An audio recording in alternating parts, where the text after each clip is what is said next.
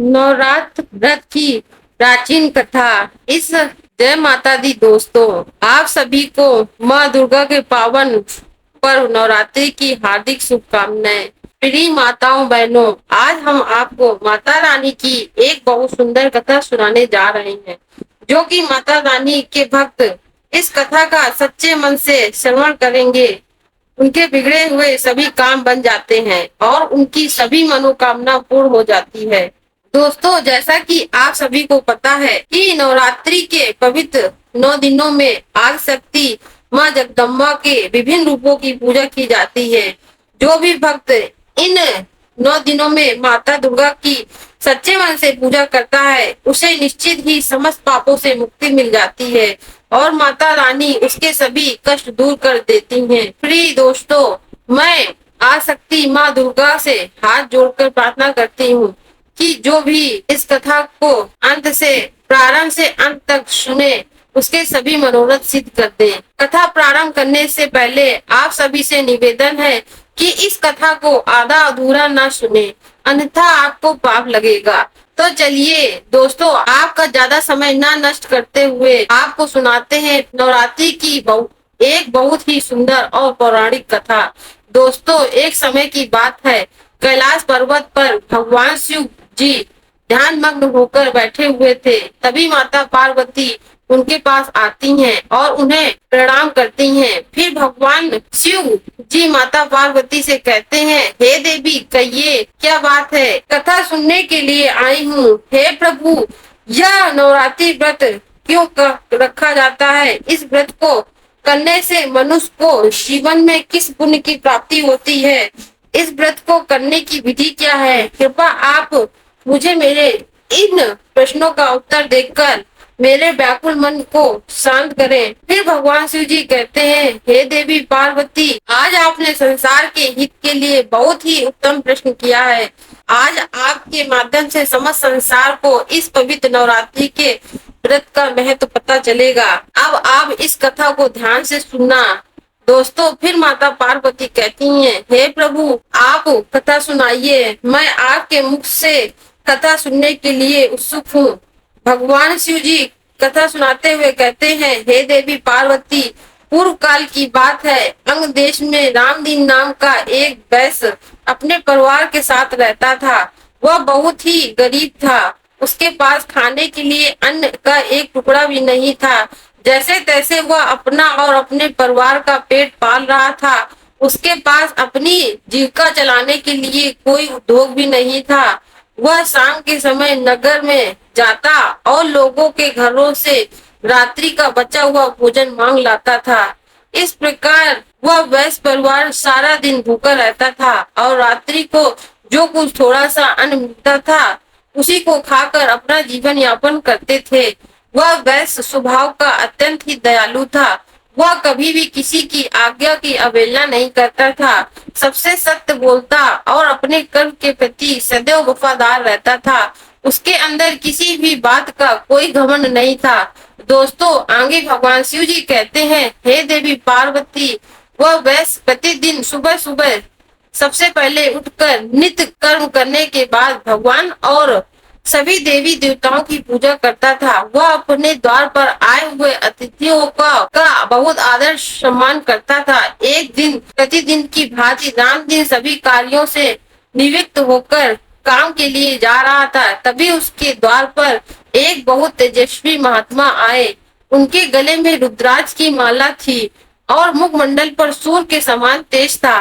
ब्राह्मण महात्मा को देखकर रामदीन ने उन्हें हाथ जोड़कर प्रणाम किया और फिर बोला, हे ब्राह्मण देवता, आपका इस गरीब की कुटिया में स्वागत है। कहिए मैं आपकी क्या सेवा कर सकता हूँ? फिर ब्राह्मण महात्मा ने कहा, हे पुत्र, मुझे रात्रि के लिए विश्राम करने के लिए अपने घर में स्थान दे दो। ब्राह्मण महात्मा की बात सुनकर रामदीन ने जल्दी से घर में एक स्थान को साफ कर दिया। उन ब्राह्मण का बिस्तर लगा दिया। फिर शाम हुई। जैसे तैसे रामदीन ने पड़ोसी के घर से थोड़ा सा अन्न उधार लेकर उन ब्राह्मण देवता के लिए भोजन बनाया और उन्हें भोजन कराया। दोस्तों, वह ब्राह्मण महात्मा भोजन कर चुके थे तो रामदीन हाथ जोड़कर अत्यंत अत्यंत ही व्याकुल मन से डरते हुए ब्राह्मण महात्मा से कहने लगा, हे ब्राह्मण देवता, यदि आप हमारे अतिथि धर्म से प्रसन्न है तो क्या हम आपसे कुछ पूछ सकते हैं? रामदीन की बात सुनकर ब्राह्मण महात्मा बोले, पूछो पुत्र, क्या पूछना चाहते हो? तब रामदीन ने कहा, हे ब्राह्मण देवता, आपकी चर्चा तो चारों दिशाओं में है। मैंने सुना है आप एक महाज्ञानी पुरुष हैं और आप प्रसन्न होकर अपने से किसी का भी भला कर सकते हैं। दोस्तों, आगे वह वैश्य कहता है, हे ब्राह्मण देवता, कृपा करके आप मुझे बताइए कि मेरी दलितता और गरीबी का नाश कैसे हो सकता है। मैं इस दलितता के कारण अपने परिवार का पालन पोषण नहीं कर पा रहा हूँ। हे ब्राह्मण देवता, मुझे धन की अभिलाषा नहीं है। मैं तो आपसे यह बात इसलिए पूछ रहा हूँ कि मैं अपने परिवार का पालन पोषण करने के लिए समर्थ हो जाऊं। मेरे पुत्र पुत्रियां भूख से पीड़ित होकर भोजन के लिए बहुत रोते हैं और मेरे घर में इतना अन्न भी नहीं रहता कि मैं उन्हें मुट्ठी भरकर अन्न दे सकूं। उनका दुख मुझसे देखा नहीं जाता। आज मैंने अपने रोते हुए बच्चों को घर से निकाल दिया है और वे कहीं चले गए हैं, इसलिए मेरा हृदय इस शोक की अग्नि में जल रहा है। हे ब्राह्मण देवता, मेरी पुत्री अब विवाह के योग हो गई है, लेकिन उसका विवाह करने के लिए मेरे पास कुछ भी नहीं है। मैं उसका कन्यादान कैसे करूंगा? मेरे पास तो तनिक भी धन नहीं है। फिर वह वैश्य आगे कहता है, हे ब्राह्मण देवता, मेरे इन सब दुखों का निदान कीजिए। आप तो विद्वान हैं, आप अवश्य ही मुझे कोई ऐसा मार्ग बताइए, व्रत या उपाय बताइए, जिससे मैं अपने परिवार का पालन पोषण में समर्थ हो जाऊं। फिर वह वैश्य आगे कहता है, हे ब्राह्मण देवता, कृपा आप अपने ज्ञान के तपोबल से विचार करके मुझे कोई उपाय बताइए और मुझे गरीबी के दलदल से बाहर निकाल दीजिए। दोस्तों, इस प्रकार से उस वैश्य के द्वारा याचना करने पर उस ब्राह्मण ने बहुत ही धैर्य पूर्वक मुस्कुराते हुए उस वैश्य से कहा, हे पुत्र, मैं तुम्हारे दुख का कारण समझ सकता हूँ। तुम चिंता मत करो, मैं तुम्हें अवश्य ही इस मुश्किल की घड़ी से बाहर निकालूंगा। आगे भगवान शिव जी माता पार्वती से कहते हैं, हे देवी पार्वती, उस ब्राह्मण ने रामदीन को उपाय बताते हुए कहा, हे पुत्र, नवरात्रि आने वाली है। नवरात्रि के दिनों में आदिशक्ति माता दुर्गा का व्रत अनुष्ठान करो और सच्ची श्रद्धा से माँ भगवती की पूजा अर्चना और हवन करो। ऐसा करने से माता रानी की कृपा तुम पर होगी और तुम्हारे सभी कार्य सिद्ध हो जाएंगे। तुम्हारे घर की दरिद्रता नष्ट हो जाएगी। हे पुत्र, इस संसार में नवरात्रि से पवित्र और सुखदायक व्रत अन्य कोई नहीं है। यह व्रत सदा ज्ञान और मोक्ष देने वाला है, सुख समृद्धि तथा संतान की वृद्धि करने वाला है और घर के सभी रुके हुए कर्मों को सफल कर देता है एवं शत्रुओं का पूर्ण रूप से विनाश कर देता है। आगे वह ज्ञानी ब्राह्मण महात्मा कहते हैं कि पुत्र, ब्रह्मानंद देव ऋषि नारद जी ने भगवान श्री राम के वन गमन के समय भगवान श्री राम के सामने नवरात्रि व्रत को करने और आदिशक्ति माँ दुर्गा की महिमा का गुणगान किया था। महामुनि नारद जी ने भगवान श्री राम को बताया था कि हे प्रभु, किसी भी कठिन परिस्थिति में पड़ने पर मनुष्य को यह व्रत अवश्य करना चाहिए। इससे पहले भी महर्षि विश्वामित्र, महर्षि भृगु, गुरु वशिष्ठ जी और महामुनि कश्यप जी ने इस व्रत का अनुष्ठान किया था। वृत्रासुर का वध करने के लिए इंद्रदेव ने तथा राक्षसपुर वध का संहार करने के लिए भगवान शिव जी ने भी नवरात्रि का व्रत रखा था।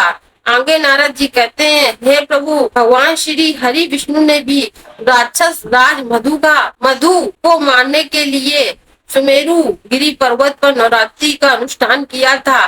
फिर नारद जी कहते हैं, हे प्रभु, इस व्रत को करने से आप रावण का वध आसानी से कर सकते हैं। देव ऋषि नारद जी के मुख से देवी की महिमा सुनने के बाद भगवान श्री राम ने कहा, हे ब्रह्मानंद, अब आप हमें देवी उपासना की विधि भी बता दीजिए। फिर नारद जी ने भगवान श्री राम से कहते हैं, हे प्रभु, एक समतल भूमि पर एक सिंहासन पर भगवती जगदम्बा को विराजमान कर नवरात्रि की विधि पूर्वक आराधना करें। ऐसा करने से माँ जगदम्बा आपके ऊपर प्रसन्न हो जाएंगी और आपकी विजय होगी। नारद जी की यह बात सुनने के बाद श्री राम ने किष्किंधा पर्वत पर नवरात्र के शेष व्रत को किया था। दोस्तों, भगवान शिव जी कहते हैं, हे देवी पार्वती, इस प्रकार से उस ब्राह्मण ने नवरात्र के व्रत का महत्व उस वैश्य को सुना दिया, जिसे सुनकर वह वैश्य बहुत प्रसन्न हुआ और उसने उस ब्राह्मण को अपना गुरु मान लिया और उसने देवी के मंत्र की दीक्षा ली। इसके बाद वह ब्राह्मण महात्मा अपने गंतव्य स्थान को चले गए। फिर उस वैश्य ने अत्यंत भक्ति पूर्वक नवरात्रि के दिनों में पूरे विधि विधान से 9 दिनों तक सच्चे मन से व्रत रखा और उस मंत्र का जाप किया। दोस्तों, उस वैश्य की भक्ति से प्रसन्न होकर नवरात्रि के अंत में अष्टमी तिथि की अर्धरात्रि को माँ दुर्गा ने उस वैश्य को साक्षात दर्शन दिए और कहा, हे पुत्र,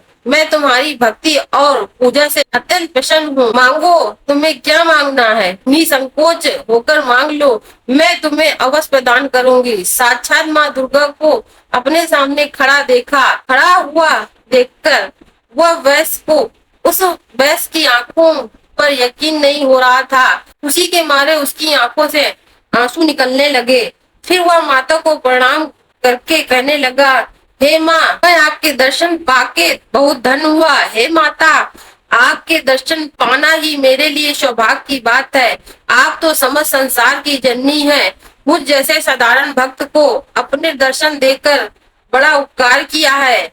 अब मेरे मन में कोई कामना नहीं है। आपके दर्शन से ही मेरे सारे दुख मिट गए। फिर वह वैश्य बहुत ही उत्साहित होकर कहता है, हे माता, आप केवल मुझ पर इतनी कृपा कीजिए कि मेरे पुत्र पुत्रियों को खाने पीने में कोई कमी न रहे, पर्याप्त भोजन मिले, इससे उन्हें प्रतिदिन भूखा न सोना पड़े। राम दिन का सरल स्वभाव और निश्चल मन को देखकर माता दुर्गा ने मधुर मुस्कान के साथ कहा, हे पुत्र, मैं तुम्हारी सच्ची भक्ति और तुम्हारे तप से प्रसन्न हूँ।